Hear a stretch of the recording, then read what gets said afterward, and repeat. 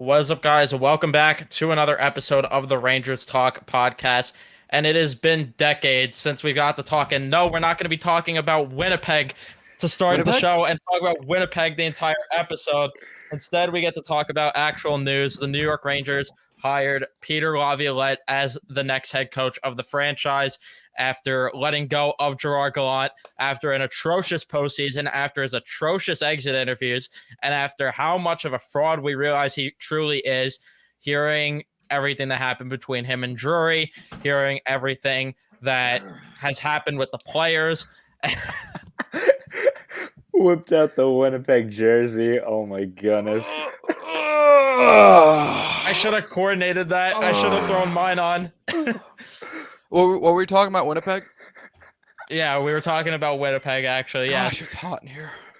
Oh, I love it. Who's on the back of that beauty?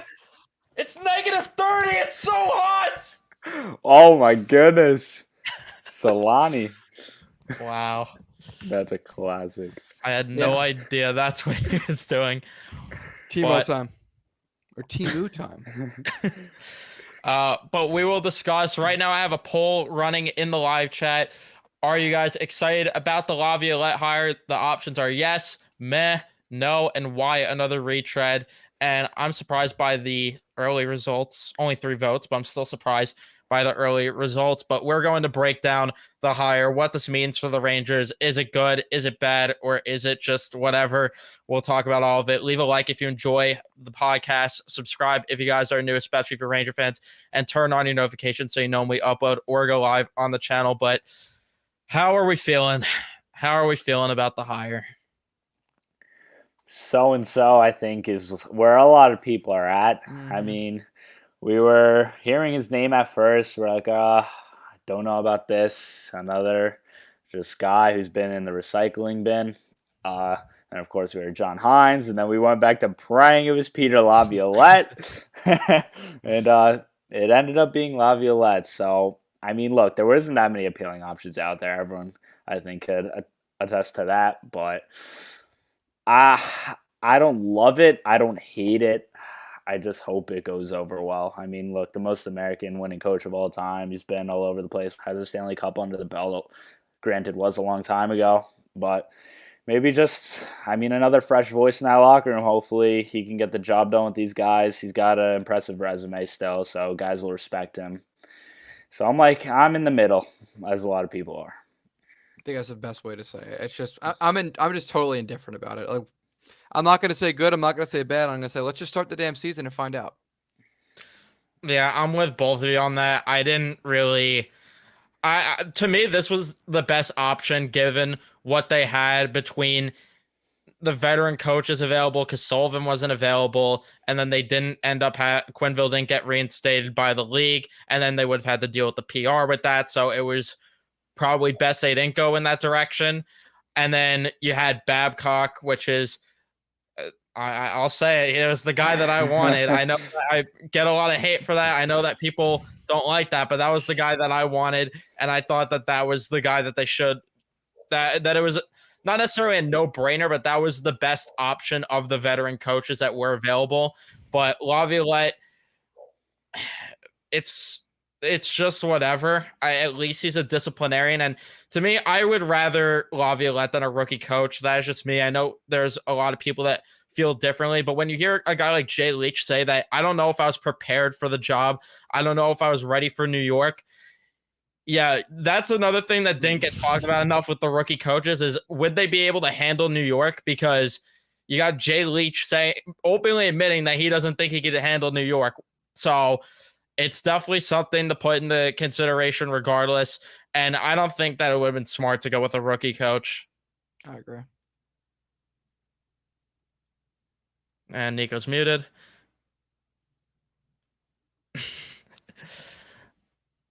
Better now? There you go. All right. No, I was just saying, you can't really go with the rookie coach, right? It's a win now team. And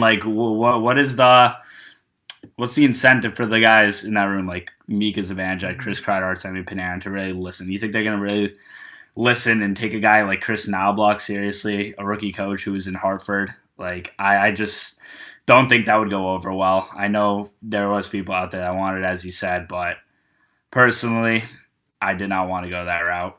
I think Peter Laviolette I would definitely take over Chris Knobloch still, and Jay Leach, who said he wasn't ready. Yeah, to me, you gotta fix that gun. You gotta fix that gun, Nico. Oh, it's bad. Shoot, I'll work on it. You're good, but like I was gonna say, yeah, I don't see why everyone was ready to do backflips and die on a hill for Chris Knobloch and guys like that when Knobloch never accomplished anything at the AHL level. It took until late in the season for Hartford to really start to get on any sort of a run and to even make the playoffs. And they kind of got hot at the right time and went on some sort of a run. I'm glad Drury didn't hire Knobloch just because of that. Leach wasn't ready for the job. And then the obsession over Patrick was what really was comedy to me with the fan base. I don't understand what the fans' obsession was with Patrick Waugh. He is not coached in years now. The Avalanche regressed every season under him, especially the players. A guy like Nathan McKinnon especially regressed each season with Patrick Waugh there. And I just don't see why everyone was ready to die on a hill for that guy too. It just made no sense to me. And they had to go with a safe option. And this is probably Drury's last coach that he gets to hire unless the Rangers win a Stanley Cup with Laviolette. Then Drury might stick around. But outside of that, this was the last chance that he's going to get. He had to go with a safe choice. He had to. And I'm glad he didn't go with his best friend in John Hines, because I know that we care about friendships more as the New York Rangers than the New York nepotisms. Yeah, that's what we care about more. But regardless, yeah, I'm glad they didn't go that route. They made the right choice, in my opinion. Safe. I mean, like the worst thing that happens is you took the safe bet and you lost. In which case, we just lose Drury and we lose. What should we call him? Should we call him like mid-meat Pete?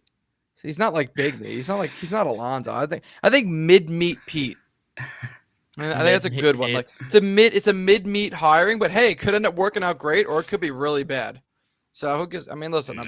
All we could be is indifferent. All we know is that like with this coach, what did Laviolette? It's a 2 or 3 year deal. It's a 3-year deal, right? So you figure this gives the Rangers a 3-year window before they hit the reset button again. Whether it's a reset where it's like, all right, move on for the score because this core sucks. Reset button where it's like, well, the core kind of did okay. We could see if we can extend another 3 years. Or it's a 3-year window like, wow, we really kicked some ass. Let's extend this coach. Yeah, the deal was 3 years, which I forgot to mention, and I think it was just under $5 million per year as well. So I'm glad they didn't go 4 like they did with Gallant, because that would have been dumb. I think that the window is 2 years, which is another reason why you couldn't go with a rookie coach. You had to get a guy that was ready to come in, ready to go, and he knew what he was doing. You couldn't risk it with a guy learning on the job. You couldn't do that. Igor Shesterkin's under this contract for 2 more years, and God only knows what's going to happen there. He's either going to get paid a stupid amount by the Rangers and stay, or he's going to walk, which I wouldn't blame him for walking considering how this team performs in front of him.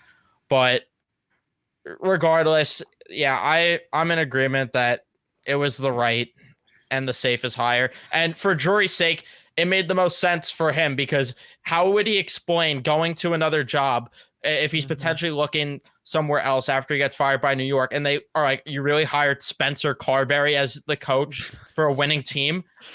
Like, I don't know if he'd get a job at that point. So it just didn't make sense for Drury either. It didn't. Nope.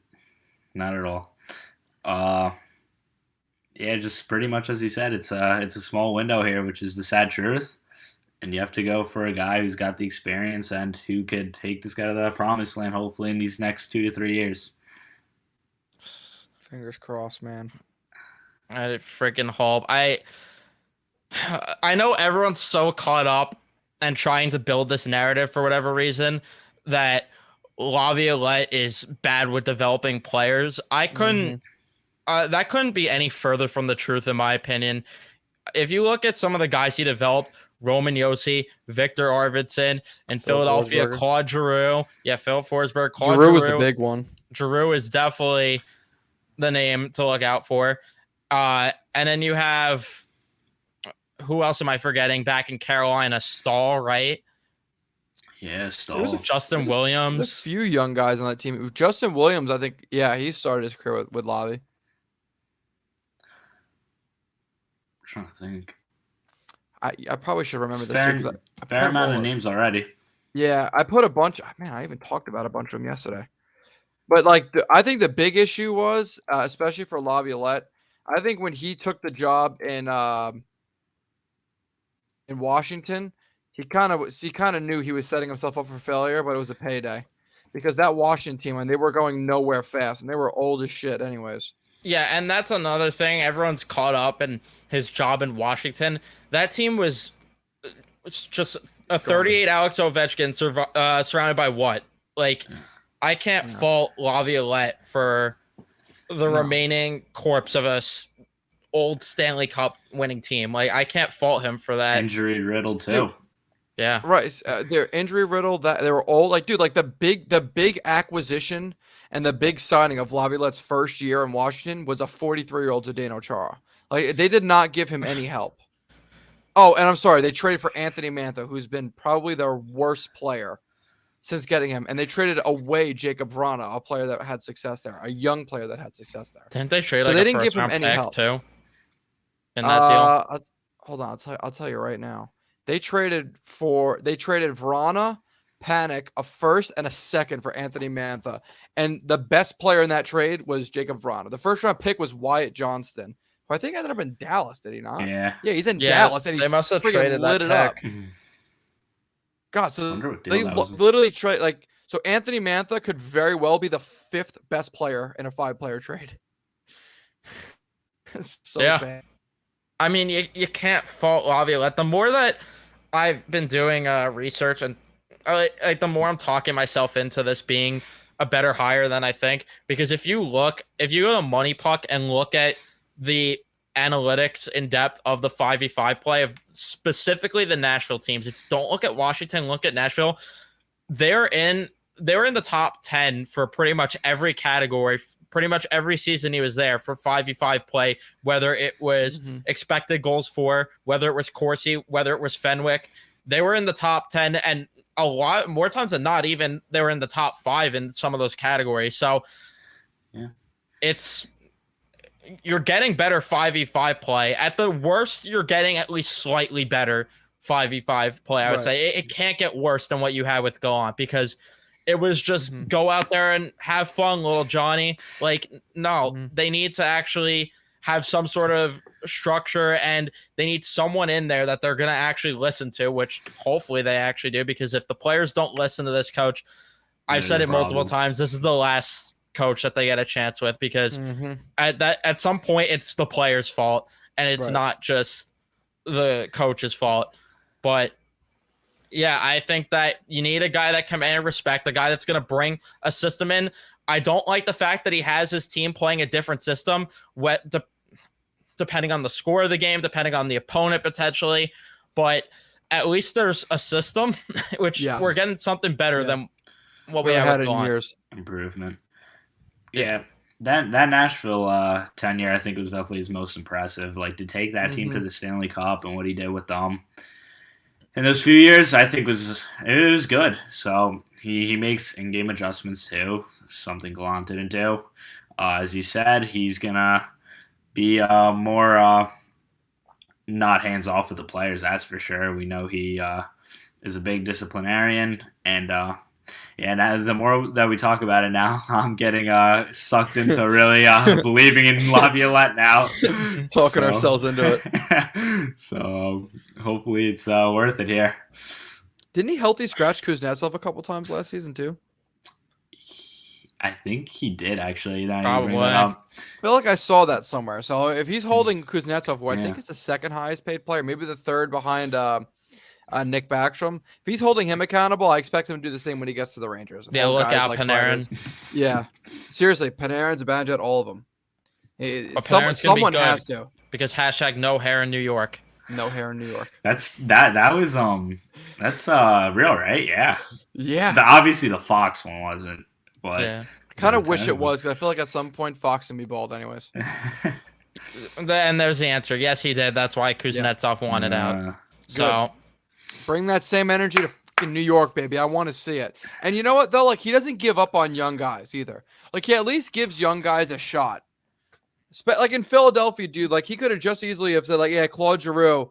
He's a skilled rookie, but no, I'm not going to put him ahead of the veterans. But no, he put him ahead of the veterans, and Claude Giroux turned into a freaking legend, or one of the greatest players in Flyers history. So like he believes in his young players and he allows them to play. A lot of disciplinarians were used to just like John Tortorella treating his young guys like shit and just never playing them. Like this is a disciplinarian that actually gives young guys a shot. Like if there's another Michael Del Zotto out there or Chris Kreider out there, he's not going to Tortorella them. He's going to give them shots. He's going to give them chances. And he's going to put them in a system to succeed, not a system that fits what he wants. A system that the team needs.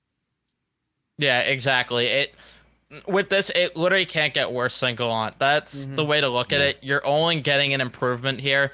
Whether it takes them to the promised land or not, we'll see. But you're getting an improvement at the very least. And like you said, as long as he plays the young guys and holds everyone accountable to the same degree and not, like we've said multiple times with the chat, run a meritocracy and just run out there the veterans and play favoritism. As long as there's some sort of equal treatment here and all 23 guys on the roster are held to the same standard, then we're definitely fine here. And I'm the last guy complaining. 100%. Yeah. Excited to see how it goes, really. I mean, we got to wait till Tuesday, though, for the press conference, which is kind of a long time. Maybe like a week from the day we hired him. I thought it was going to be like tomorrow or something. Especially considering how long they've been talking, right? And he's been in New York a couple times on interviews. It's like, well, I don't understand. That's another head-scratching thing. Why this whole entire deal took so late? Yeah, like you wonder how he feels. Like he's like, what option was it? Like John Hines, I was competing with. Right, like he's like, I was like there. I was like plans, like forget B, forget C. It was like plan like G. That's the thing. Like Chris Drury, he didn't have really a plan. Like obviously, we heard he wanted to wait on Sullivan and Keefe. Like Laviolette was definitely like a plan C or D. Right. I wonder how that makes him feel. He's like, what the fuck is this? I was like, really? Yeah. Like, I mean, I guess it's probably why he's making 5 sheets. He probably said, screw you. You don't really want me. Give me 5 sheets, then I'll come. Keefe is another name I forgot about, too. That could be why they wait. Because I was going to say, why didn't they just wait for... Because after they got an answer on Sullivan, they should have just hired Laviolette then and there. Because it's like, what are you waiting for? I guess Keefe might have been the other guy they were waiting on. Yeah, because they were still like unsure about if they were going to fire him or not. I feel like for a little bit of time. Like Sullivan, obviously we knew once Dubas speaked that he was staying. Like Keefe, there was still a small chance it looked like that he could have got fired in like the last week. But it doesn't look like that's happening. I don't even see much allure to Sheldon Keefe. I mean, he's had that Maple Leafs roster for as long as he has, and he just got past the first round. I would rather Laviolette still than Keefe. That's just me. Yeah, I agree 100%. I'm really curious as to how this plays into roster construction next year and everything. Laviolette, how does he like his teams? You really think he likes his fourth liners, dude. So I think we're gonna see. I think we're gonna see some muck and grind guys on penny deals that you're gonna be like, hey, they might make the roster, they might not. But I think it's gonna be a battle to see who's gonna get that 12th forward spot. I don't really think there's any guarantees. And you know who I think is gonna get the longest look in camp, who I think is gonna get an NHL roster spot just because of Laviolette, is Johnny Brodzinski, because of how hard he plays and how consistently he plays. I wouldn't mind him in the fourth C, honestly. Trade Goudreau.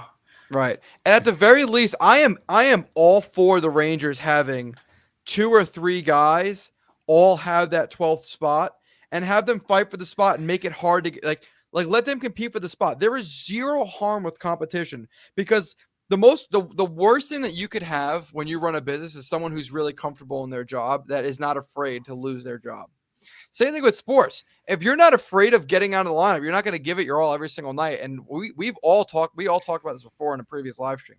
If you're not afraid of losing your 4th line spot, what's the incentive to work your ass off and put yourself on the line every single night to give your team the best chance to win?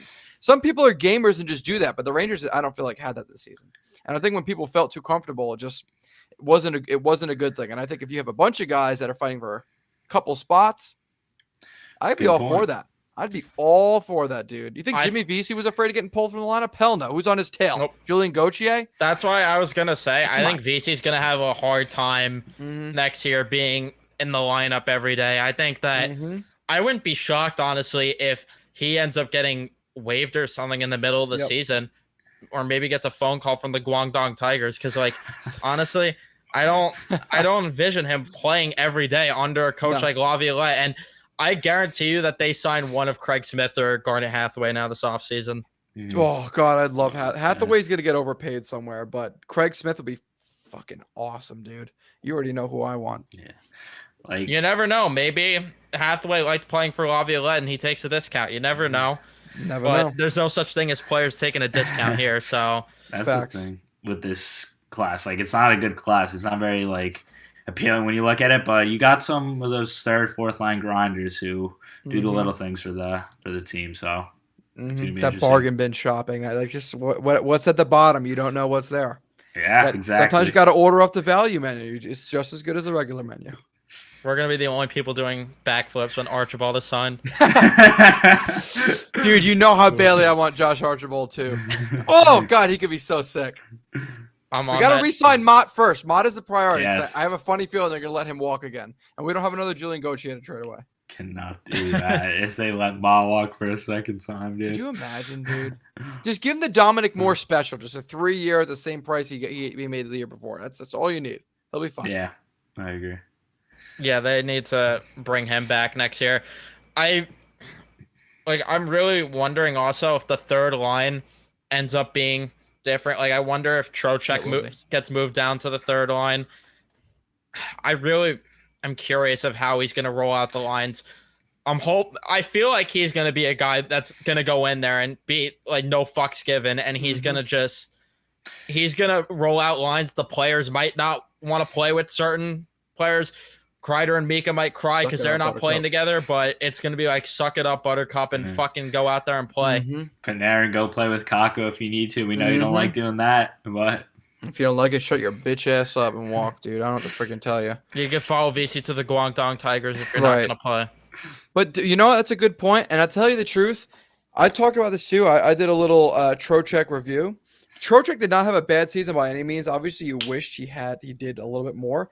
But I think he was second or third on the Rangers in even strength points. He had 60-something points. He had a really, really good year. But I think Vincent Trocheck is at his best when he's away from Artemi Panarin because Panarin plays a different style. Panarin is east-west, slow up the ice, slow in transition. The occasional nice move, nice night, but like his game is east-west. Trocheck is just go, go, go. And you can't just expect, like, I think it was such Ryan Strome hangover. It was like, oh, we have to replace Ryan Strome. It's replacing Ryan Strome with Yep. someone else. And that was a big problem. And then Panarin crying his little eyes, oh, I don't want to play with Hedel. I don't want to play with Kakko. If he would have just shut the F up and played with him, he would have been fine. You just got to adjust. They're not going to be Ryan Strome. You got to adapt. You're making $11.5 million a year playing hockey. You should be good enough to adapt and play with who the hell they give you. I think Trocheck, the best Trocheck we've ever seen him play, was when it was Kreider, Trocheck, Gaudreau. And I think if that's you what want to someone keep, said to make that the Yes. third line. and I think if Gaudreau, if you don't want him on the third line, put him on the fourth line and do Kreider, Trocheck, and what about Will Cooley? I thought Will Cooley had a Yeah. great entry in the league. It just didn't work out because the roster was a little bit tight and there were still guys there. But why not give a guy like Othman or Cooley a shot on the third line to start the season? If it doesn't work out, what's the worst that happens? You send him to the minors. It costs you not a damn thing, and you give someone else a look. It just doesn't work out. Why not try it? Nothing to lose. Totally My agree. only question is, if they go with this as the third line next year, who slots into the top six that is not there? Obviously, Lafreniere, Hedel, Kakko all slide up to the top six. You either make the kid line the second line, or you tell Panarin to shut up, and you Tell him have to shut Hedel and Panarin play with each other, which I think that would be the best route. You have Zibanejad and then Lafreniere on the left. Kakko, I think, would work on either side, but then who's the last forward Yeah. there in the top six? Victor That's Olsen. where. What'd you say? Victor Olsen.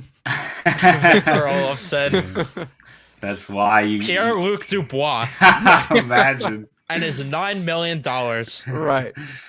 No, I was gonna say, but I think that's why you trade Gaudreau, get the cheaper version of him, and then hopefully you have a little more to splurge on that right side. Maybe re-sign Tarasenko or Kane or someone that's just more suited for a top six role. 100%. There is no reason the Rangers should not be re-signing Patrick Kane if he's taking $1 million or $1.5 million. He's going to be LTIR half the season anyways. You literally the worst thing that happens is you have a $1.5 million player that's maybe not good enough for the top six. In which case you put him on the third line. If he's not good enough there, you just keep the lineup you had. And you trade him. I'm sure someone would take him if he doesn't have a full no move, or you just scratch him. And it is what it is. It's zero risk because you're not paying for him. He's LTIR. It's about damn time we do a little bit of LTIR magic ourselves. Yeah.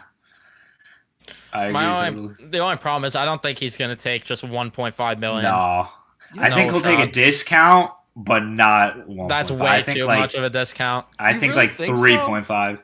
Some team's going to pay him. I know that's what I fear. Yeah, but like, dude, if he wanted to go to another team and was willing to go to another team, he would have waived his no movement clause for another team, but he would only do it for the Rangers. But the problem is that it's different when you're getting traded versus you're getting offered money from multiple different teams. And if another team is offering as high, because the projected offer was like, what, 5.3 for Patrick Kane? If a team is going to go that high, then he's going to take that over 1.5 million any day. And I won't blame him at all, whether he wanted to be a Ranger only or not. It's different when the money's in your face and you have that opportunity to grab extra money.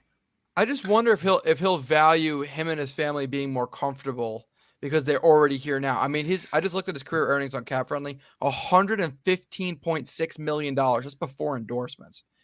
He might leave a few $1 million on the table to be like, you know what? I'm tired of moving around. I forced myself here. I'm staying.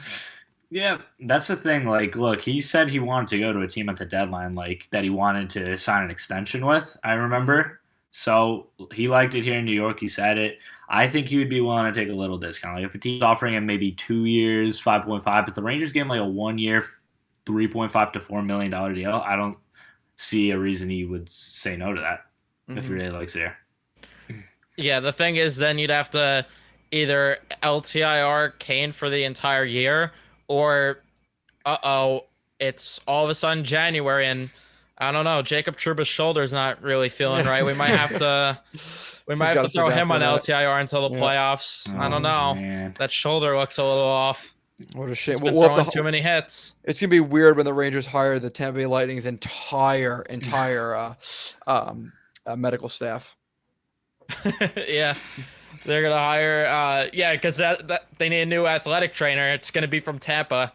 Right. Yeah, Trouba. I don't know if that shoulder looks ready to go. He's like taking X-rays and just like putting pen marks on there. Yeah, there's a fracture right here. He's gonna be out a while.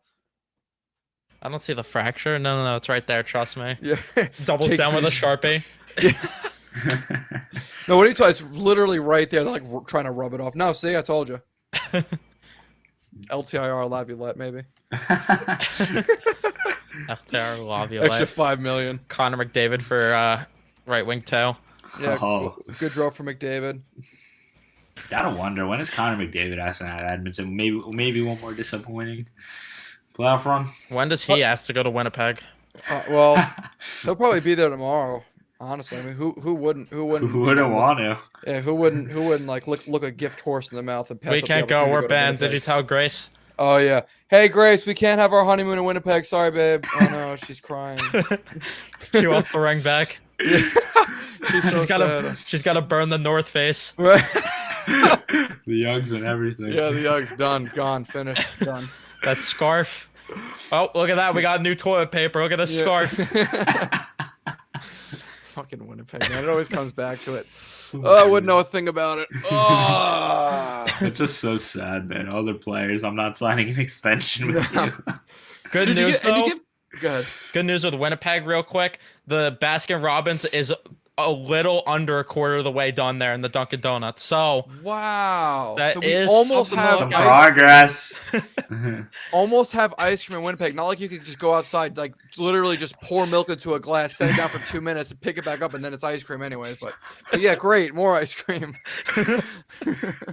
Oh gosh. What were you gonna say? I forget what I was gonna say. It was something. Winnipeg throws you off, man. I know. I got all excited about something. Oh yeah, you give credit to the guys that actually do sign extensions there, that literally just pain themselves to living in Winnipeg, like the Kyle Connors of the world. Like, what are you doing to yourself, man? Yeah. Well, he's from Michigan, so it's like a quarter. I think in Detroit it only gets like -20. So it's like a summer day in Winnipeg there. Yeah. Yeah, he's definitely rocking shorts and a tank now Oh. in -20. Oh, dude, he's sipping on a pina colada. He's got his feet up by the frozen pool.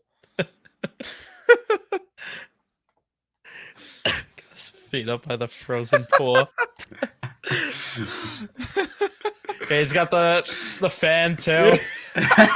He's got his Shades. snow screen lotion. He's fine. He's let him got relax. no screen lotion. It's actually negative SPF. Like it's fucking like. He's tanning himself.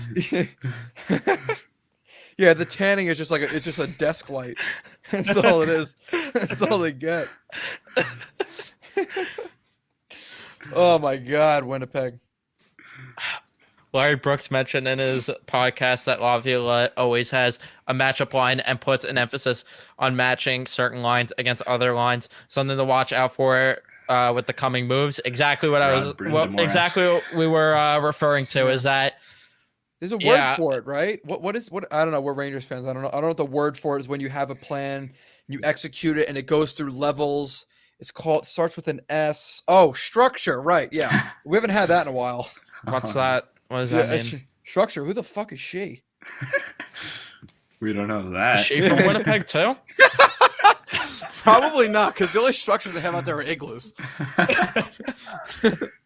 Oh, and the Baskin Robbins, that's almost built. No, it's not almost built. It's a quarter of the way done. Not even a quarter. Just under a quarter. Yeah. Also, we mentioned that the players asked for help and wanted more intense and structured practices. Well, yeah, they're going to get that with Laviolette, hopefully. And if they complain about it, then, again, they need to get out of here because of the fact that punish them and send them to Winnipeg if they're going to complain. Facts. Punish like them. That's like the new jail. Now that Alcatraz is gone, just, yeah, you're going to Winnipeg. Just give me the chair, please. Oh my God. They're gonna write a movie about it, escaping from Winnipeg. Hold on, if I hit this shot, we're having a boys trip to Winnipeg. Please go in. Please miss. Fuck! Yes. Let's We're not go. going to Winnipeg. Thank you. We're Damn not it. going to Winnipeg. Great. I really wanted to get paid to go to Winnipeg by the Canadian Commerce or whatever the hell it's called. You go so off the rails with Winnipeg. I Seriously, can't. we do. We just have a Winnipeg podcast. Winnipeg cold takes. Joey, we're waiting for the rebrand. Winnipeg Come on, Joey. Joey, get in here, dude. We know you're waiting. Watch this one go in. It fucking went in. Anyways. What do we want to see with the kid line? I think Split that up. we want to see the kid line split up, and I think we want them in the top 6 finally. Yep. And we want Panarin to stop complaining and to take his $11.6 million and shut the fuck up and go out there and play your game with line mates that will actually benefit you versus just throwing out Trocheck. Yep. Bald head ass. Yeah, when you really think about it, he knows a lot more of his play style than Trocheck. 100%. Why would he acknowledge that? It's his way or the highway. Yep. He's a Dude grown-ass thinks he's man we're talking like about. got the big say in the organization, I guess. Right. Like you shaved your head one time and did a jersey reveal. It was either 10 or 27. Like, I'm sorry. Other than that, you've had great regular seasons. Like Panarin has been probably the best regular season Ranger we've had since Jaromir Jagr.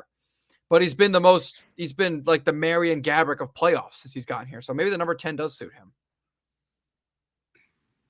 Definitely does.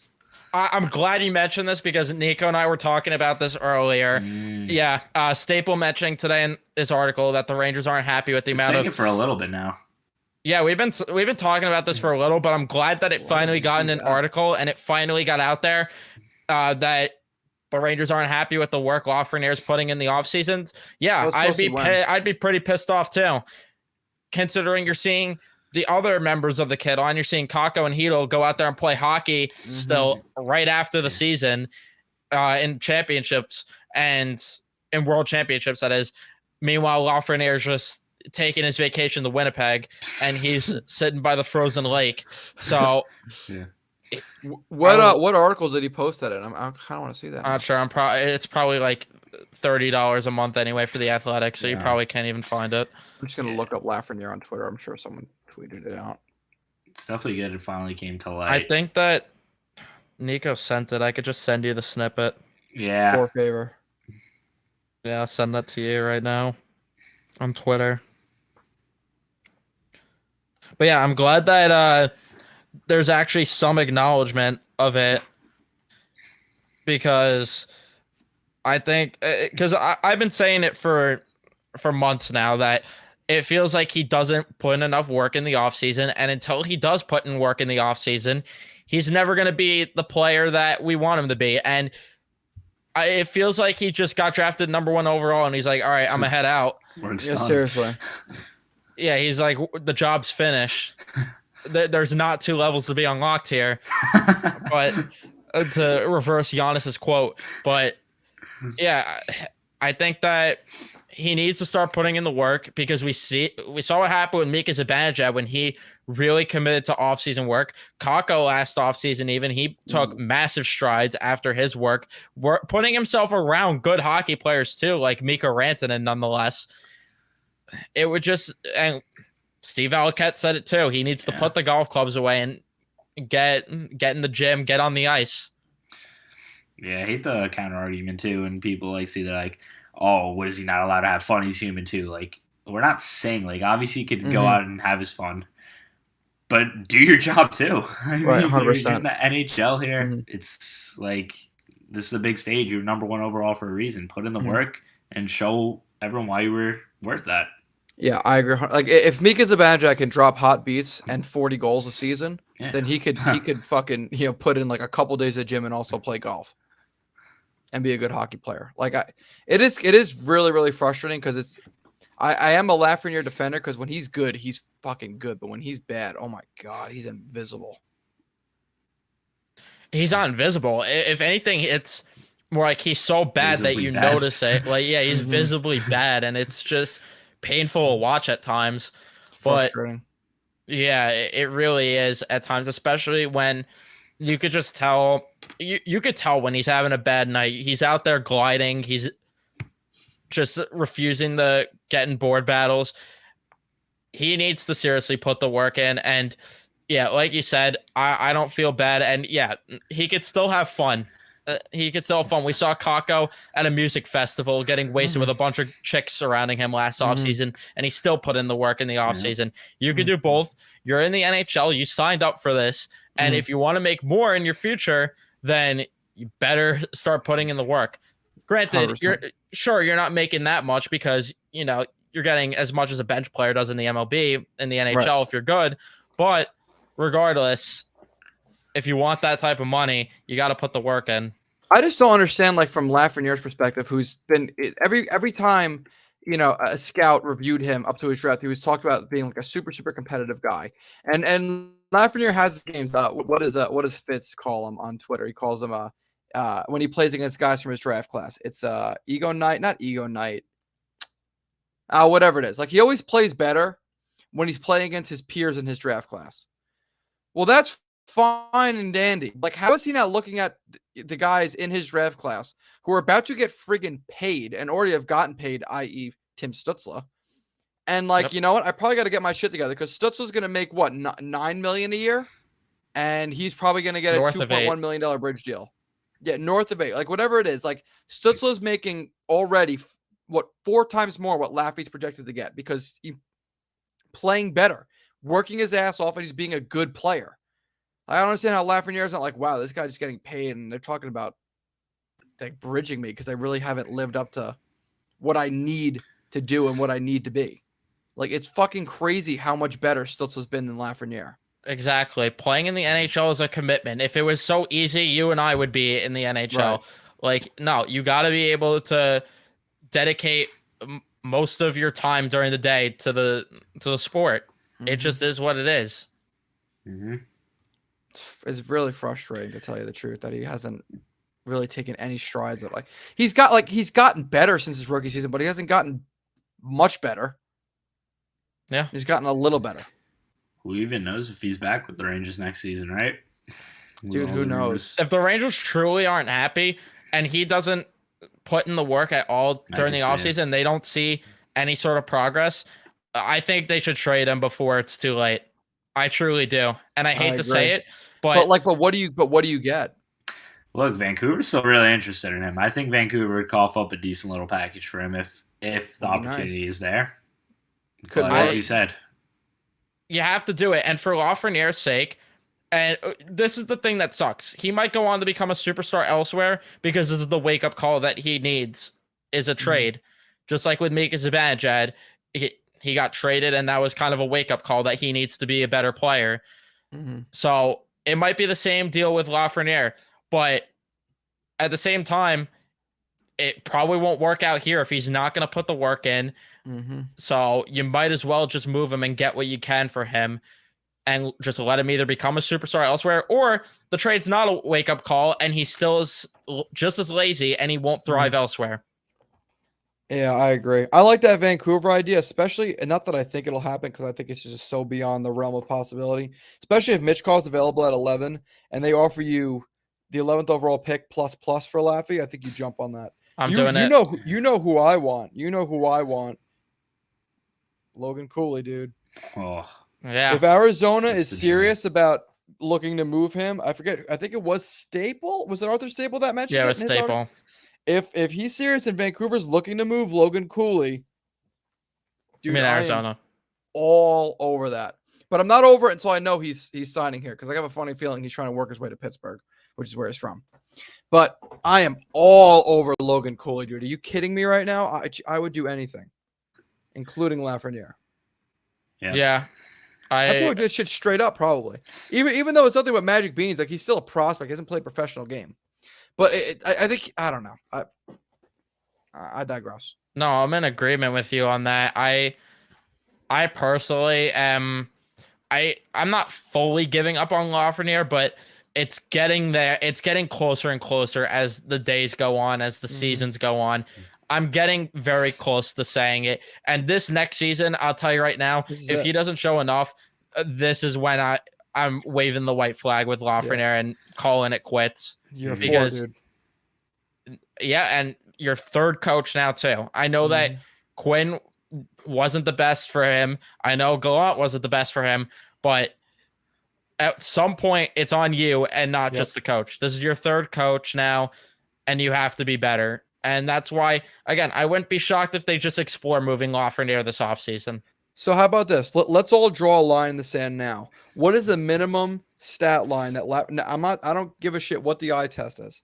What is the minimum stat line we need to see from Lafreniere this season to justify holding on to him beyond this season?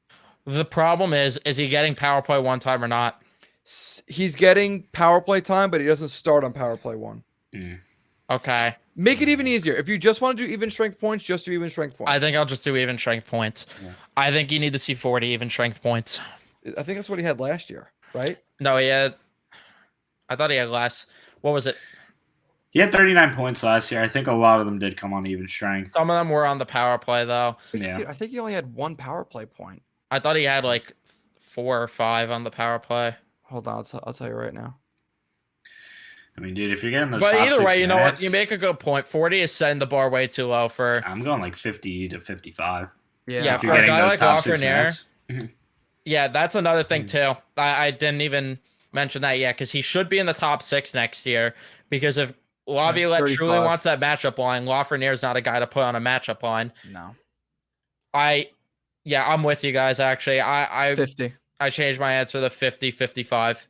At least that, because he scored less this season. He only had 16 goals. He almost doubled his assists. But dude, this is the first overall pick, 21 and 56, 31 and 79, 39 and 81. And if you just want to go, how about this? We'll make this even more simplistic. We'll give him the benefit of the doubt as much as we can. Let's go to scoring per 60 minutes. So scoring per 60. Oh, come on. Of course, now NHL.com doesn't want to freaking work. Such a pain in the ass. All right, so scoring per 60 is points per. What are we doing? Points, goals. What do you want to do per 60? We'll do points. Yeah. Yeah. 2 points. So 1.61 in year 1. Okay. So 1.61 year 1. I'm sorry, year 3. Jesus Christ, we're going backwards. In year 2, his sophomore year was just his junior year now. So now we're going to his sophomore year. As soon as NHL wants to load this, please take your sweet ass time. Thank you. Now, oh, hold on. I have to do the double, right? Because you can't just fucking do it by season. You got to adjust the timelines. Great. This is fun. Aren't we having fun? Is this like a nice little side piece we got to do? Okay, so here we go. Year 2 was 1.66. So not really moving the needle here, Laugh. As a matter of fact, I think he took a step backwards. So 6.6 in year 2. And in year 1, give it about 25 minutes. They're sending a letter to Winnipeg. It should be back any moment now. In year 1, it was 1.77. So he's regressed in scoring per 60 every single season. Yep. So I think scoring per 60 is the easiest way to evaluate a player. It's like, oh, he doesn't have ice time. Okay, then what is he doing with the ice time he gets? Getting worse, evidently, because his scoring per 60 is going down. So I don't know. I don't know what the silver lining is with Alexis Lafreniere. All I know is his scoring per 60 is down. Mm-hmm. So this is such a shame. That's disappointing. I don't even know. It's really fucking disappointing, dude. And even like last year to this year too, because you know how much I love my microstats. His takeaways per 60 down, giveaways per 60 up. I think his hit rate is the only thing that's gone up. He's hitting more. That's about it. Yes. We're making him a third liner. The number 1 pick for hitting. Like, it's just even sad we have to say that too. Like 50 to 55 points is our goal for him when this dude was supposed to be like point per game franchise freaking left wing first liner, and now this is what we have to deal with. I still think he'll be back with the Rangers. So. Yeah, 100%. I'm tired though of I'm tired of people having this argument because I see it all the time on Twitter. You have the people that are blaming the Rangers for Lafreniere's development, but then you also have people blaming Lafreniere himself for his development. Why can it not be both? Why can't it be both? Because the Rangers keep throwing him in roles that he just shouldn't be in, like Gerard Gallant did, tried to make him a checking third line forward, even threw him out on the fourth line every now and then. You had David Quinn doing a very similar thing, throwing him out there on the third and fourth line, playing with guys like even Brendan Smith on his wing in his first year. And then with Lafreniere himself, he's just you got to question how much he's committed to this thing because he simply does not put in the work enough. He simply doesn't. And I blame both parties just as equally. I don't think it's a one-sided thing at all. And I think 100%. People need to stop making it a one-sided thing. It's definitely both. No doubt about it. Probably. Like, honestly, it's like a 50-50 smack. Like, I don't know which side to lean, who's more at fault about the situation. Like, it's both. And it sucks, too, between the NHL and the CHL. They have got to fix that fucking agreement because Lafreniere was not NHL ready. He needed at least half a season in the AHL. And I think if he has that season or half season in the AHL where he's getting top-line minutes, you over-marinate him. Because what are you going to do? You're going to send the guy that won back-to-back QMJHL MVPs back to the QMJHL. He's done everything he needed to do there, but there was no option to send him to the AHL. Look at like a guy like Owen Power. Even look at like what the Devils did this year with Simon Nemec. You like these guys like the NHL, like because we got spoiled with the Matthews, the McDavids, the Eichels, and all these guys, McKinnon, that were good enough to play in the NHL right off the rip. And we expect every first overall and second overall pick to be able to do that now. Well, it's not always the case. They need that little bit of time just to get ready for it. Because Lafreniere went from being the hands down best player, not in the league, not on the team, not on the league, not in the division, his entire draft class. He went from really like, how hard do I need to work? I'm already the best at where I'm at. To now you're in the NHL, you're going to be playing 8 or 9 minutes a night. Sometimes you get put on the fourth line. You're a mistake away from getting sat every single game. Dump it in and good luck. Why not? Why is there not a clause in place where players that are ready to be put in the AHL? Because like, here's your options. Either, like I said, where he's been the MVP twice in a row, shitty in the NHL because you don't have a spot for him in the top 6 because you spent $11 million on Panarin, $6.5 million on Zibanejad. You've got, Kreider. You had, I forget, Kreider. You had all those guys on the other side. Like, there was no room for him in the NHL, really. He was just a third liner. You put him in the minors. You let him play like, hey, work your way up. You're starting the first line in the AHL. Show us your worth playing against adults and having to try. But no, you cannot do that. The NHL and the CHL has got to work out agreement because it is killing players. And I think it's a big reason Lafreniere is bad as he was. Even John Davidson said it when he was interviewed. I think it was on the Andy Strickland podcast Where it's like, well, what are you going to do with these guys like Kako and Lafreniere? New York fans are very, very impatient. They just went through 2 seasons where they got shit kicked and traded their best and fan favorite players. They want that instant gratification. What do you draft Kako after all his hype at the World Championships? What do you send him back to Finland? You put him in the AHL. People want to see him now. With Lafreniere, same thing. We got the first overall pick. We're excited because you're sending him down. What is this? So I think it's blame on the organization. It's blame on the players. I think a little bit on the fans being impatient as well, myself included. We're all impatient. We all want it. We all want that instant gratification, and some organizations do it great. The Detroit Red Wings is the perfect example. Datsuk, Zetterberg, Moritz Seider. These guys all over marinate is an understatement. They were held out of the league probably over a year longer than they should have been. But when they came into the NHL, they were more than ready, and they lit it up and had amazing careers and are having amazing careers. The Rangers just don't do that. Yeah. Yeah, and you're right about the agreement between the CHL and the NHL needing to work out that agreement, because it is annoying that they couldn't send them down. And even then, though, like you said, with the fans, it just would have been aggravating. It would have been, they sent them down, and then other fan bases would have been on the Rangers. But it's like the meme, flirting versus harassment. It's like Buffalo sending Owen Power down to the AHL versus the Rangers sending Lafreniere down to the AHL. That's what it would have been with that. So that's exactly what it would have been. Yeah. Fucking infuriating, dude. Like, even like this year, like Shane Wright, 2 points in 8 games with the Kraken. Okay, not great. Send him, and they did that little. There's a way around it. A conditioning stint in the minors. 4 goals, 2 assists, and 6 points in 8 games in the AHL. Oh, we're not going to call him back up. He doesn't have a spot, and he's used up all of his conditioning stint time in the AHL. Let's send him back down to juniors. Plays in the OHL where he should not have been with the Windsor Spitfires. 15 goals, 22 assists, 37 points, almost 2 points per game in 20 games. What did Shane Wright gain out of this season? He dipped his toe in professional hockey for 16 games. And then he just absolutely lit up the OHL for no reason because he had nothing else to do. That agreement has got to get changed. And you know what? These fucking selfish CHL teams, like, you know what? I'm sorry, you can't fill up your seats. You're a junior hockey organization. The interest of the players has to be the best interest of the players is what needs to be valued more than someone's pockets getting lined. It's human element too. People got to stop being so fucking selfish. Shane Wright should not have been in the OHL the same way Lafreniere shouldn't have been in the QMJHL. Time is time. They should have been in the minors. That's where they belonged. Yep, and it would have been a kick in the ass too for them to put more work in versus feeling they got everything gifted to them. Exactly. Just like, oh yeah, first overall, you're automatically NHL. You don't have to do anything. Here you go. Here's the keys to the kingdom. Yeah, all it was. Perfect explanation. This sucks, man. It does. I mean, hindsight is 2020. We can say what we want when we want. Hell, they could have sent him to the AHL, and we could have been exactly where we are now. But you know, it's a door that was never opened. So how would we know? But so many other prospects go through the same thing. Like Nail Yakupov was a piece of shit, and he probably would have never worked it anyways. But he was a gifted hockey player, and he was a great hockey player in juniors.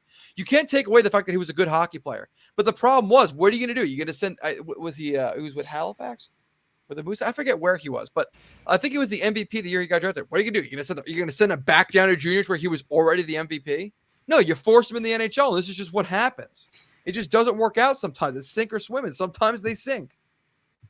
You know, we're human beings. It's not like birds. They're like, oh, you're old enough, you should be able to fly. I got to kick you out of the fucking nest. If you plummet to your death, you plummet to your death. Like, we're human beings. We should be able to think more advanced than this, but evidently not, because it's the NHL. It's hockey, so things will never change. It'll always be the same because it's a dinosaur league. Yeah. I mean, that rant was perfect. I can't even add to it. Masterpiece. I don't have many words. I don't mean to tangent. When I go on tangent, sometimes I can't stop myself. But I mean, the truth is the freaking truth. Like, what else? What else are we supposed to do? Because the rules in place were made by fucking dinosaurs that care about nothing more than lining their pockets and give a rat's ass about the players and what's in their best interest. It's just awful. Yeah. Sad reality. Any feel for you? Yeah, I can't even add to it or dispute any of it. Like you said, a masterpiece. I don't have many words. Appreciate that. Let's see what people in chat are saying. You can you can easily make a matchup line consisting of Kreider, Trocheck, and someone else, VC, Fost. You'd have a 2A and 2B sort of thing with Laf and Hedel manning the 2B line. But again, the problem is who is slotting in the top 6. Mm-hmm. That's the issue. We're not dealing with no Sammy Blay, Jimmy VZ, Barkley Goodrow in that top 6 again. God, I hope not. If that ends up being the case, yeah, it needs to.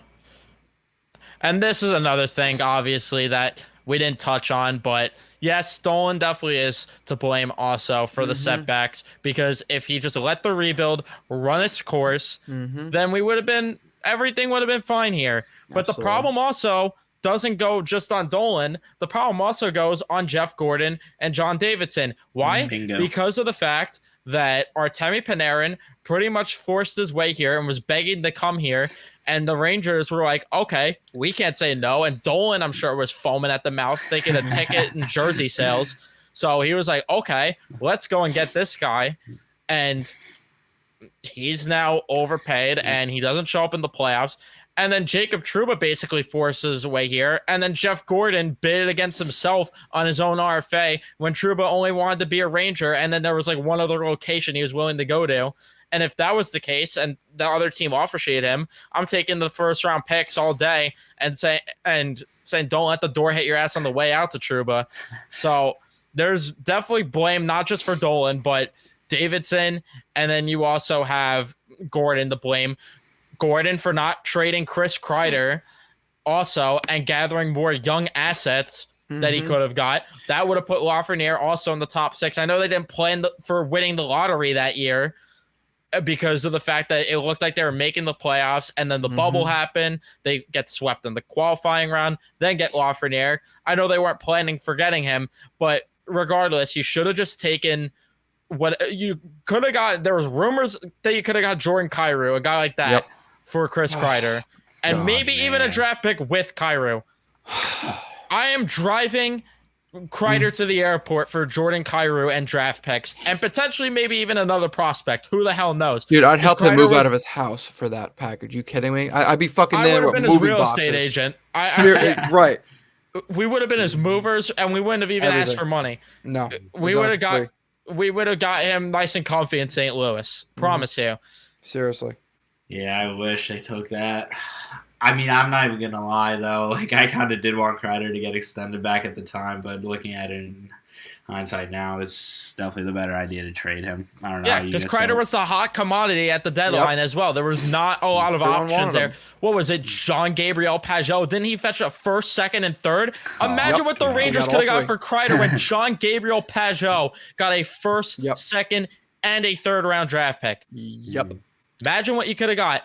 And then you fast forward to Drury's first year here, and you have Darth Sather sniffing up his ass and in his ear, telling him to trade Pavel Buchnevich for peanuts. And then you end up signing Jared Tenorti, Patrick Nemeth. You trade for the rights of Barkley Goodrow, and you sign him to a stupid deal. Ryan Reeves, we got to trade a third-round pick to get him. And also, let's mirror the money that he's making for this season and give him an extension. When either way, we traded him the following season after a nice cup of coffee with him playing a few games. And what did he do in those few games? Oh, he fought Curtis McDermott. Congratulations. So this organization has just continued to mess up, and it is a freaking tale as old as time. And it will continue as long as Dolan runs the team, as long as Darth Sather is in the organization.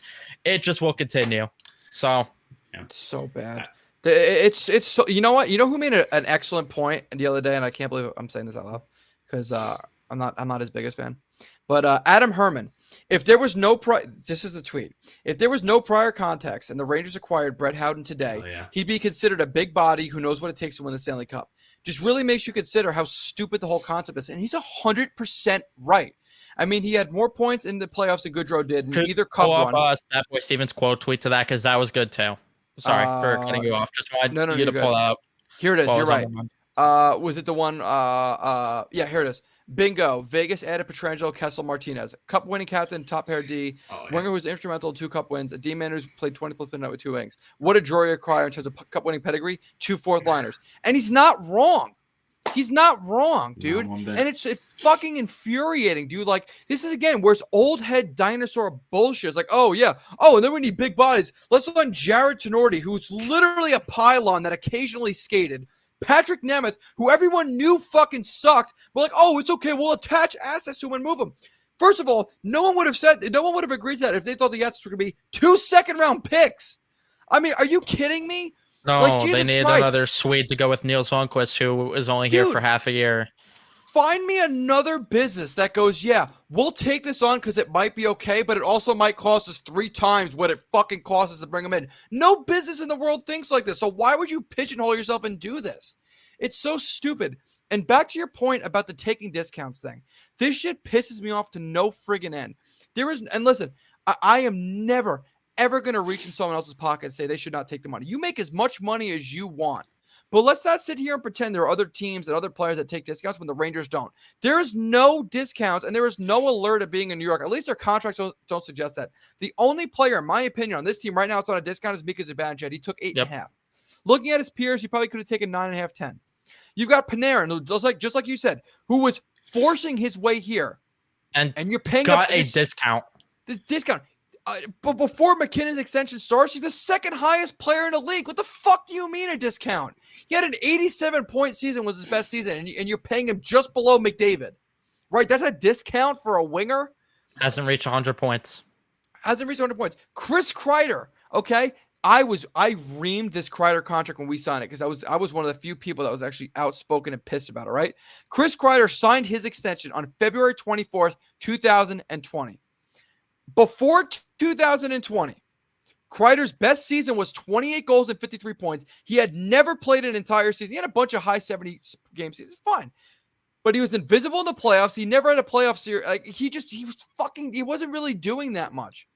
And you paid him $6.5 million for 7 years after all the crazy contracts that everyone is still regretting. Actually, no, Kyle Okposo's deal just ended. After the 2015 offseason, when all those guys got all that money, and you make the same mistake and pay Kreider the same thing. Kreider's deal, not a discount. It never was. A discount would have been $1 million less. Adam Fox, the guy who literally forced his way here, was going to be here one way or another, and you traded for. A discount for Adam Fox would have been $8 million, $8.5 million, $9.5 million. Yep. And again, I'm not complaining or pointing fingers. Hell, I'm not even mad at these players. They are entitled to this money. They were market value good enough to get this money, and they did. But let's not play pretend and say that the Rangers players are taking discounts because they're not. Jacob Trouba wanted to go to 2 places, the Rangers or the Red Wings. Why the fuck are you paying him $8 million a year then? That doesn't sound like much of a discount to me. It doesn't. It sounds like the ass opposite. Because I believe at the time that made him the 3rd or 4th highest paid defenseman in the entire NHL. What did he do to that point to deserve it? He was like the 3rd defenseman. Oh, he had a 50-point season. Oh, whoop-de-fucking-do. He had a 50-point season. So did Eric Gustafsson. He had a 65-point season, and he was out of the league a season later. Look, this is how you know the Rangers, like professional, like pro scouting staff, did not know their ass from their frigging elbow. Because not only did they give up Neil Pionk and a first-round pick for Jacob Trouba, they overpaid him by $1.5 million a year. I mean, forget the pro scouting. They were talking about this on Big Apple Hockey, and it is just true, especially Gordy Clark. That dude was smartest guy in the room type beat there. Because how about them thinking they're so freaking smart drafting Vitaly Kravtsov over any of the other guys that they could have got? And realistically, there was not one smart pick that they made in that 2018 draft, and you had 3 first-round picks, and you fucked up all of them. Niels Lundqvist, that was a dangerous pick because his projections were all over the board. And everywhere. A defenseman like that was... You haven't seen a defenseman like that in the league. And then Keandre Miller, he was shifting over from forward to play defense, and he's still learning to play defense to this date. Yeah. At least Miller still has real upside. And I love Keandre. I'm a big Keandre Miller fan. But looked a little exposed this year. But to your point, about Niels Lundqvist too, that's one of those picks, you're playing fucking GM mode right? And you're like, I've got a late pick. I really don't want to use it. Well, this guy's got medium top 4 potential. I'll just trade him later on. That's exactly what that pick was. Like, that's all it was. I think I even remember reading about when the Rangers drafted Nils Lundkvist. Like, yeah, they probably just drafted him because he's a quote-unquote safe pick, and they'll probably just end up trading him for an asset down the line. And that was it. The write-ups on Nils Lundkvist. Good thing they got a first-round pick, though. Oh, wait, we traded it for Tarasenko. Right. Right. A guy you could have had for free a year before. How he cost a first-round pick is beyond me. And let's not pretend like Gordon's tenure with the Rangers with trades was just fucking sunshine and rainbows. I still remember that Ryan McDonough JT Miller trade. You should have gotten a first-round pick for both, and you got a first and a second for both. Oh, I'm sorry. And Nemestikov and Howden and Hayek. Okay, so 2 B- prospects and money movement. That's all you got. That is all you got for your captain, a top 2 defenseman. So bad. And a 23-year-old, 50-point, 20-goal score player at the age of 23. That is what you got. That was come on, man. How do you not get a guy? I was going to say, how do you not get a guy like Anthony Cirelli in that deal? Or even Sergachev or something like, oh my God, man. It's like, don't get me started on the Zuccarello trade either. Dude, it's another one. Like a second and a third round pick for like your fan favorite player. The Zuccarello has more fans than some organizations do. And you got a second and they could have been 2 first. Well, they fucking weren't. I hate to break it to you, dude. Like this guy led your team in scoring for 3 years in a row. And you got first. Right. He led your team in scoring for 2 years in a row. You got a second and a third. How about the Derek Stepan trade? You fleeced Arizona. You took Derek Stepan, a 50-point guy, and a backup goalie, and you got the 7th overall pick. And instead of trading up again to get the guy you wanted being Elias Pettersson, you go, let's just pick up what Derek Stepan is right now, a guy who might be a second-line center, Elias Anderson. Oh, and let's rush him into the NHL, and then send him to the minors immediately after it doesn't work out on the 4th line. And then just bring him up and down and up and down like a fucking yo-yo. And play him with Michael Haley on his wing. Yeah, like seriously. Oh, hey, welcome to the league. Oh, you were first line in the SHL as a 17-year-old. Okay, here's Michael Haley. He's been in and out of the league and been labeled as pretty much just a fighter for the past 10 years. Have fun, buddy. Good luck. Like that was the extent of our leadership. Also, Elias Anderson, you want to stay at Mika Zibanejad's place and get acclimated to the NHL with a fellow Swede? Yeah, no, you cannot do that. Can't do that. No, absolutely not. And even then, Elias Anderson, that was another reach of a pick. Yeah, it was. And then the Rangers can't even let him get acclimated the right way to the NHL. Like, so come on. Just stupid, dude. It never made sense. I knew it was bad when AJ Nunn said, "Wow, I'm really excited for this pick. I hope they pick anyone but Elias Anderson," or something along those lines. And they picked Elias Anderson. Wow. It's just so frustrating, dude. Like, God, just so like this. Why didn't you just at least try to trade up? Like the same thing with the Clayton Keller thing. Oh, the Rangers could have traded up for Clayton Keller. Oh, this was the rumor. Yada yada yada. And they never did it. Like, oh, this kid's probably going to be good. Let's trade up to get him. Yeah, but maybe not. Let's just do something else instead. Like come on. Like, if you see something you want, just fucking do it. Like, what are we doing here? Like, the mismanagement of the Rangers. Like, this is not a new thing. Like, the Rangers have been mismanaged for years. Again, it's how all this time. Dude, like, this organization's almost been around for 100 years. They've got 4 cups to their name. And let's be honest. Like, are we going to count the ones that happened before and during World War II? No. Are you out of your fucking mind? No. Yeah, sure, we'll count 1994, which is literally just the Edmonton Oilers team that had won 5 cups before. Okay, cool. So we won the cup as like Oilers light. What else have we done? We've had one good team since 1994, and it was 2014, and we shit the bed. And you could still argue that team was mismanaged as well, playing Derek Drosset over Daniel Carcillo after Carcillo was having a great playoffs. But then again, is one player make a big difference? Who knows? I don't know. But all I know is this team has been mismanaged for decades, and it's absolutely awful. The Rangers' entire history is washed-up, old, overpaid veterans. It's, seriously, you know what? The Rangers is just the New York fucking Mets with a different goddamn jersey. That's all it is. That is all it is. God damn, man. Oh god. God, it's so frustrating. The only difference is they make the playoffs, but then disappoint. That's the only difference. Right, exactly. Because at least the veterans they're getting have some sort of something left in the tank to some degree.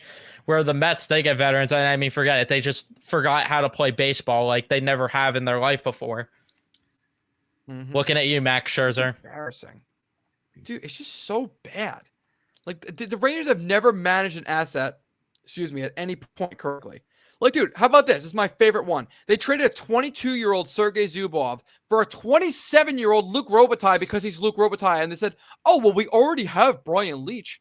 Why not have two good defensemen? Like, you didn't need to do it. Why? It's like, even like going as far back as then. Like, even when we were winning, we were doing shit wrong. It's like, God, man. Can we just do anything right? We haven't developed the prospect correctly in centuries. Like, Jesus Christ. Like, Abraham Lincoln was still innocently watching plays the last time the Rangers developed a prospect correctly. In other words, neither one ever happened. God, man, I'm getting sweating. I'm like getting heated talking about the Rangers now. Let's go back to making fun of Winnipeg. I want to have fun. I'm pissed right now, dude. They suck at everything. The only thing the Rangers are good at is losing and disappointing. God, It's man. been like that forever. God, it's awful, dude. What's the last first-round pick we had in the top 10 that was, aside from Brian Leetch, that was successful? Like a single one. Oh, no, we drafted Benny Malholtra. Sick. He was good with everyone but the Rangers. Yeah. God, man. And then any sort of talented player that we do draft, it's like, Pavel Buchnevich, we want a fourth liner and a second round pick for you, buddy. Sorry that you're a point per game player, but right. we need grit, and we don't have the cap space for you, even though we just spent the same amount of money on Barclay Goodrow and Patrick Nemeth that it would have cost to keep Ryan you. Reeves. But Don't forget Ryan Reeves. Yeah, pay those three combined more than it would have cost to keep the point per game player. But no, we gotta get rid of you. Oh, Jesper Foss, you want an extra year on your contract? Yeah. For $2 million? That's a little too pricey, Jesper. I know you're playing in the top 6. You're doing pretty decent with Panarin, but $2 million and an extra year? Too steep. Too steep, Stupid. man. You're just stupid. This team. But Barclay Goodrow. Yes, yeah. You've won back-to-back cups, man, and you know what? That's a guy. Jesper Foss? No, not him for $2 million. Because you know what Barclay Goodrow's done? He's held this thing above his head twice. Right. He knows what it takes to win. He knows what it takes. We can make him play up and down the lineup. It will work just fine. Even though he's been nothing but a third, fourth liner his entire career, even back on San Jose. Nah, it will work. We can play him up and down the lineup because Gerard Gallant is our coach, and he knows better than anyone else. Exactly. Again, though, Jesper, you didn't lift this thing. You didn't. Exactly. Right. Barclay Goodrow has. He's worth $1 million. He's worth 6 years, not just 3. He's worth 6 years worth extra money. Yep. And more importantly, he brings the intangibles that you don't, Jesper, because he's won cups. You don't know what it takes, Jesper. You suck. Right. Acting like homegrown talent. Fuck you. Yeah, get out. Smell you later. Thanks for coming. You suck. Oh, also, Barclay Goodrow, you know what he deserves because he's lifted that cup above his head twice? You get a no-move clause too, buddy. That's what you deserve because you know what it takes to win. Oh, we're not done yet, buddy. We're going to slap an A on your jersey because you bring the intangibles. You wear that sweater with pride. You know what it takes to win. Holy crap, you're going to win a Conn Smythe with us. You're so good, Barclay. Yep. Just like, literally sucking on Barclay Goodrow's toes and just fucking throwing Buchnevich off the side. Here's another one of my favorite mismanagements of players, specifically of prospects. Oh, we have too many defensemen. Let's trade Ryan Graves for Chris Bigras, who's playing in the German leagues. Yes. Oh, what's Ryan Graves now? Oh, nearly a 30-point defenseman with a booming shot and a fucking good defenseman. But now we needed Chris Bigras because we just didn't have enough room for Ryan Graves. Yeah. Oh, Big? You said Big? Yeah, trade him. I want him. Oh, Big? Well, we have a second-round pick this year. That's all we have. We need someone big and slow and aggressive. Ryan Gropp, 41st overall. Welcome to the New York Rangers. Oh, who's picked right after him? Mackenzie Blackwood. Oh. Who's the pick after Blackwood? Eric Cernak. Oh. Who's a couple picks after that? Daniel Sprong. Oh. Who's a few more picks after that? Rupe Hintz. Oh. After that, Greenway. Like, the list goes on and on. Jeremy Lawson, Rasmus Anderson, Vince Dunn, Yakov Trenin, fucking Oliver Shillington, Jonas Siegenthaler. Oh, I don't know. Since 1, 2, 3, 4, 5, 6, 7, 8, 9, 10, 11, 12, 13 players picked within 20 picks of Ryan Gropp. Played over 100 games. All right? Most of them played over 300. But no, we need slow Ryan Gropp. Ryan Gropp is one of 1, 2, 3, 4, 5, 6, 7, 8 players in the entire second round and not playing an NHL game. Here, He's slow. let's play a game. I call it let's pretend we're doing a Rangers draft interview. Who wants to be the draftee? I'll be the guy. I'll be Give the it to me. scout. I'm fucking fired up. I'm a Ready? draftee. Give it All to right, me. ready? Are you slow as molasses? Yes. Welcome aboard, buddy. Thank you. Welcome aboard. First overall pick. Simple. Welcome aboard. Put that jersey on. Are you over 6'4"? Yes. Do you weigh Well- about 300 pounds? 325. Yeah, that's good enough. Yeah, welcome aboard, buddy. Are you able to skate? Define skate. I can tie my skates and stand on the ice while holding a stick. Okay. Will defender blow by you? Oh yeah, all the time. Welcome Actually, to tell aboard. you the truth, I like the breeze when they skate. Oh by. my It makes me feel god! good Oh inside. my god! Oh my god! You're the one. You're the one. Welcome aboard. Welcome to the Welcome New York aboard. Rangers, baby. Welcome aboard, buddy. Thank you guys. I appreciate it. I'll put on my Rangers hat on the draft. Oh Jesus! Put on my Rangers hat on the draft floor. Thank you guys. I'm very proud to be selected by the New York Rangers. I work really hard. I'm not good at anything. Oh, I'm sorry. I don't work very hard. But I'll win a cup with another team and develop into a superstar. How would you describe your play? Oh, I'm a big body. You know, I throw hits. Can't skate for shit, but I do throw Right. hits. Oh my I don't god. get it. This franchise is so just fucking. How would you describe your play? Where do you see yourself in 10 years? As a fourth liner in the ECHL. Maybe overseas? Probably in like the Swedish third league, probably. Maybe. Yeah, I You're model in. my game Fair enough. after Michael Haley. That's the guy that I really looked up to growing up as a kid. Wore his jersey. Mhm. Really, I bought like $5 tickets to Nassau Coliseum when he was an Islander. Watched a lot of games there when he was playing, and just a guy that I really looked up to. Pretended I was him Inspirational, on my yeah. driveway winning the Stanley Cup. You Right. know, that was the guy that I looked up to the most. Mm-hmm. Exactly. It's fucking stupid. Rangers suck. All right, I gotta hop off because not only am I sweating, but I promised Grace I'd take her to Target at 8 o'clock, and it's quarter after. All right, we. No, she's about to did- send me to Winnipeg.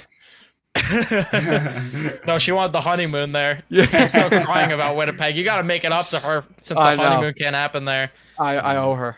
Yeah, you owe her. But we'll wrap up the episode here. Thank you guys so much for tuning in for the latest episode. Sorry for not talking enough Winnipeg, but Yeah. we promise next time Bad luck. Next time around. we'll definitely talk Winnipeg. The next stream might be the draft, which Yes. when is that? 20. It's a week away. A week away from tomorrow. Really? 23rd, right? Oh no, it's later this year. Might be like 27. No, you're shitting yourself if it's on a Friday. The NHL is not going to allow that. It's It's going to be like on a Wednesday. Thursday. Ugh. Yeah, it's a Wednesday or Thursday. Yeah, it's the NHL. 28th? 28th. Okay, so we'll probably do another podcast before the draft, maybe talking more about who we want the Rangers to select, Oliver Moore. But anyway, thank you guys so much for tuning in. Leave a like if you enjoyed. Subscribe if you guys are new, especially if you're Ranger fans, which isn't it fun being a Ranger fan after that conversation So we just much had. fun. Great. Yeah, fake smile, that's all you could do. With a gun Smile held to your away, head. boys. As you have a gun held to your head. Nerf gun, a Nerf gun, a Do it. Nerf gun, a Nerf gun. YouTube, don't demonetize me. But Like that meme of that dude. yeah, the meme. I would say show up at YouTube. Don't demonetize me. Don't demonetize me. But we'll see you guys in the next one. Deuces.